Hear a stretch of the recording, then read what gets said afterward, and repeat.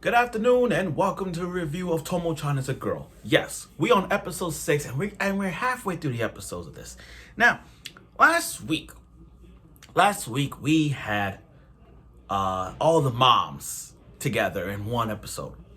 And like I said before, can you imagine if all the moms were to sat down and just have a good old-fashioned time? Just think about it.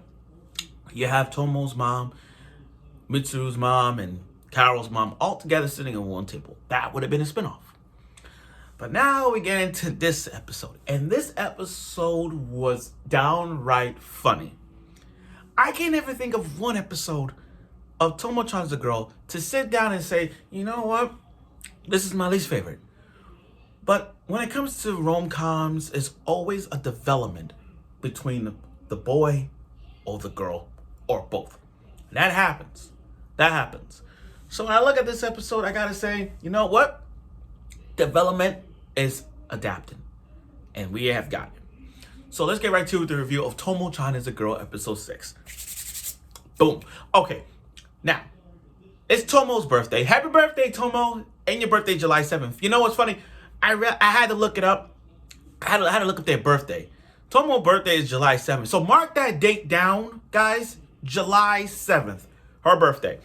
And then I had to look at other people's birthdays where they popped up. I mean, his birthday is October. I had to go online and look at their birthdays. Like, Carol's birthday's in March. Mizuto's birthday's in February. And June's birthday is in October. October 31st, I'm not being wrong. I mean, I did look it up. It says October 31st. And birthday's on Halloween. So June gave Tomo a pair of shades. And she looks mad cool with the shades. It's like no matter what Tomo puts on, she looks fantastic with it. Her summer outfit, and not to mention wearing shades, she looks freaking cool. Now, here's the thing. Her best friend, Mitsuru, gave her reference books. Yo, if that's not a good friend, I do not know. I mean, one will argue that what kind of reference books we're talking about. We're talking about how to become a girl or how to do this and that. Their reference book. But Carol gave Mitsuru a brick. A gold bar. A big ass gold bar. Let me tell you this. Yo, let me tell you this. There are some rich girls in anime. By far. There's like a lot of rich girls in anime to the core. You have to put Carol in the top 5 most richest girls in anime history. Because how the hell you show up to school with a gold bar wrapped up and and then drop the big ass gold bar in front of Tomo. Yo, and she has plenty of gold bars. That just... for Carol's sake, that bar ain't that. It's like, it's a big bar, but I got bigger bars. You know what I mean? She has a lot. If that's not, it's like if you're Carol's friends, think about this, guys. If y'all was Carol's friends and she gave you a gold brick bar, a bar of gold, I'm pretty sure you guys know what to do with it. But like I said, Carol just, I was kind of shocked. To be honest with you, I didn't think she would come in with a gold bar. I was thinking something else, but a gold bar? Oh my God. Now, it's Tomo's birthday again, and what better way to put some makeup, make her feel more girly, and they did. I gotta tell you something. This is the first time Tomo opened up to the girliness. Opened up to her girliness. This is like more girly now, because throughout every episode, we've seen Tomo adapting and developing her girly side, trying to prove to June that she is like the girl vibe and not one of the boy vibe, you know what I mean? And for her to put on like the wig and the skirts and the makeup, etc., she looks freaking good. She looks fantastic. Also, I do recall Carol with the pigtails. She looks fine. But other than that, it looks great. Now, they sat down all tired. Oh, matter of fact, Carol and Mitsu, they are the greatest tag team in Tomo-Chan. They are the greatest duo the greatest duo. They both the positive and the negative. It's kind of like the Starfire and the Raven. Those two are fit. So they told her to get some ice cream while wearing an outfit, and then she walks in, and then I'm not surprised June was there. I'm not surprised. surprisingly, Jun's there. Now, they went on a date and sat down, but when I saw that clip, Jun had this personality. It's more like, cause how do I sum this up? When Jun first started, I hated him to begin with. I'm like, dude, in the 13 episodes, if you don't see her as a girl, I'm gonna kick your ass. But Jun now, I'm starting to see a change. And a change in Jun. Like from last week when Tomo spent the night at his house. This is more like you look up to Tomo. Back then you look up to Tomo, but now that she's grown up, you don't know what you think of her now. You know what I mean? It's like once again, back to you were talking to Tomo in the sky, saying about how he looked up to Tomo. But now that Tomo's all grown up, you don't know what you see in her now. So it's not like he doesn't have. It's not like he doesn't know that Tomo's a girl. It's just that he doesn't know what he sees in Tomo right now. You see what I'm saying? It's hard to explain it, but you guys get what I'm saying. So the whole process was good. Tomo looks good on her date. It wasn't a date, but sat down with Jun. And everything they had prepared for her birthday, and it was a wonderful birthday. So let's look at this birthday. This was a great birthday for her. Think about this. You got shades, reference book, a big ass gold bar. You could use it. And you went on, and you got a makeup, you got a skirt and everything. You went on a date with Jun for a bit, and you had a cake. That is a great birthday gift for a good one. That is a good one. Now, the second half. Okay. Who's ready for a tournament? A dodgeball tournament. Who's ready for this one? Okay. So, when it comes to sports festivals, there's always a catch. Okay. And you know how Tomo is brolic and athletic when it comes to tomboys. Just like Sailor Jupiter. I don't know if you can see her. Yeah, just like Sailor Jupiter in the back. But anyway, so, they put her to the boy side because obviously every year she always goes to the boys team because she's a badass.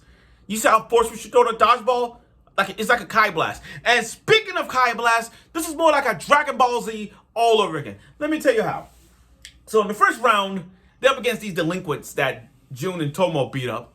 And off the gate, eliminated.